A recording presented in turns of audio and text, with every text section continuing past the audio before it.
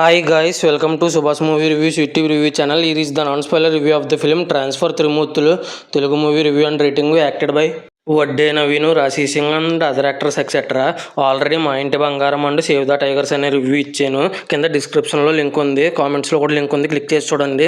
ఇంక ఈ మూవీ చూసిన తర్వాత నాకు ఎలా అనిపించింది అనే విషయంలోకి వెళ్ళేలోపు మా ఇంటి బంగారము, సేవ్ ద టైగర్స్ అనే రివ్యూస్ ఇచ్చాను. డిస్క్రిప్షన్లో లింక్ ఉంది, క్లిక్ చేయండి. నా కంటెంట్ నచ్చితే లైక్, షేర్, సబ్స్క్రైబ్ చేసి పక్కన ఉన్న గంట సింబల్ క్లిక్ చేసి నా ఛానల్ సపోర్ట్ చేయగలరు. మూవీ ఎలా అనిపించింది, story plot, plus points, minus points rating ఇస్తాను కాబట్టి నా రివ్యూ చివరి వరకు చూడండి. ఇంకా మూవీ విషయానికి వస్తే first half decent and second half excellent కింద అనిపించింది నాకైతే.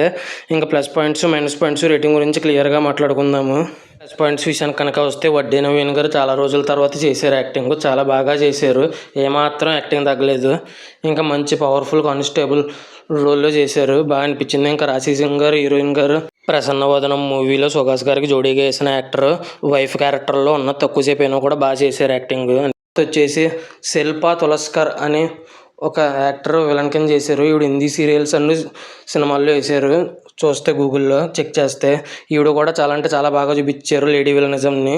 ఇంకా మ్యూజిక్ డైరెక్టర్ కళ్యాణ్ నాయక్ అని వచ్చేసి main famous writer Padma Bhushan, the great pre wedding show, Maruthi Nagar Subrahmanyam కొట్టిన మ్యూజిక్ డైరెక్టర్ కొట్టారు, చాలా అంటే చాలా బాగా కొట్టారు. ఇంకా కమల్ తేజ్ నార్లా అని ఇతను ఏమో సినిమాల్లో యాక్టింగ్ చేసేవారు, ఫస్ట్ టైం డైరెక్షన్ చేసినట్టు ఉన్నారు. ఇతను direction first half decent and second half excellent కింద అనిపించింది నాకైతే.